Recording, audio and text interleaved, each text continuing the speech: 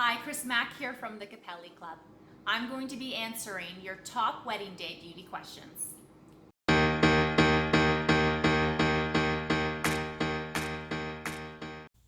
So it's your wedding day. You've hired professional hair and makeup teams, talents.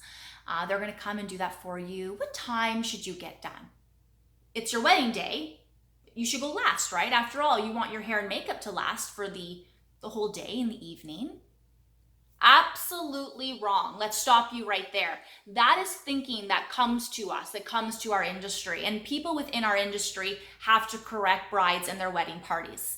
This is a myth, and it's only a myth because you haven't hired true professionals. When you hire professionals who are doing the hair and doing the makeup, they come with professional products. They come with the best of the best. They do tests with you, you shake your head, you turn left to right, eyelash glue, you're doing exercises, making sure everything's comfortable. These things are happening before they send you out the door. The products that they're using, you could sleep in and wake up and look fantastic in the morning. I have another video where I talk about this, an experience with our bridal parties who come for tutorials after because their makeup looked fantastic for brunch the next day. This is what you're paying for. And if the team that you've hired is suggesting that you should go last because they want to make sure the hair and makeup lasts, that's a red flag. So let's get that out of the way. Hair and makeup, longevity, that's done. Feeling special, feeling like it's your day and you should go last because it's the best spot in the schedule, absolutely not. That does not work in practice on the day of. This is what happens on the day of. It is an hour before the limo's arriving. The event planner is nowhere to be found. She's off running or he's off running doing something. Not that they're not doing their job, they're absolutely doing their job. But the mother of the groom feels it's her duty to call and notify the bride that they can't find the event planner. The flowers haven't arrived yet, or they have arrived, but the something centerpieces haven't shown up. These are things that we listen to and we are, doing our liner, or we're waiting for the glue to set on strip lashes, and we're listening to this chaos, wedding after wedding after wedding after wedding. The boys have finally woken up and they've had a good long hard morning of showering and putting on socks.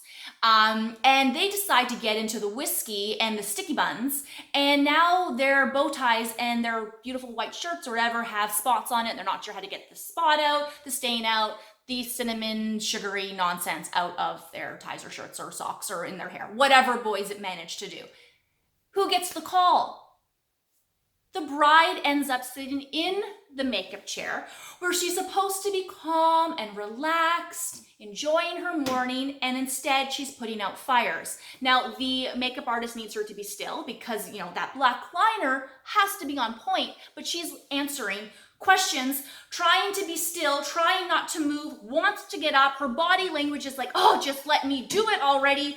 Oh, the bridesmaids are saying, I brought 2 pairs of shoes. Which ones do you like these ones better or these ones better? Because she's flown in from out of town to be there for the wedding day. This is what's going on the morning of the wedding. So we can avoid the beauty regime. We can avoid any chaos within that. We have control over that if we schedule properly. So I always say, plan for 100%, shoot for 70, expect 70%. But when you plan for 100, you can get the 70, the 80%. If you don't plan and if you're not organized, that's when drama happens. So I often will say to our process at the Capelli Club, we avoid the brides who want drama, because if you want drama, you don't plan. If you want drama, you take on and you schedule, flowers 45 kilometers away, you schedule a venue an hour away, and you schedule getting ready 3 days away. That's not good planning.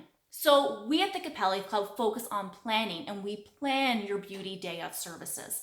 This is why the bride gets done somewhere in the middle. Because what ends up happening, it's inevitable. The hour before the wedding it's all the last minute details. Limo's here, flowers not there yet, this is not there yet. Yes, wear those shoes. Oh, that isn't comfortable. We're going to take that off. Or can she borrow this from you? Sally has this. Don't worry. I brought it in my suitcase. These are things that's happening. My pantyhose have a run in them. These are the things that are happening.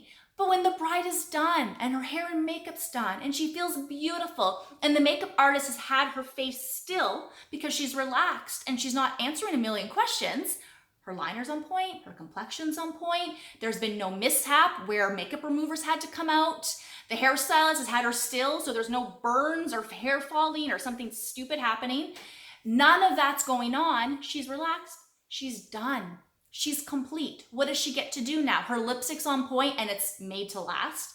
So she has her straw and she's sipping her mimosa and she's watching going, okay, well, we've got about an hour.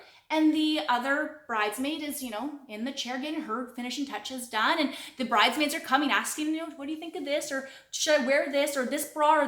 Which one looks better under the dress? Oh yeah, I think that looks really good. And she's relaxed exactly the way her bridal beauty experience should be. Calm, relaxed. She can answer questions at peace. If the boys do something silly, no big deal. She's out of the makeup chair, she's done.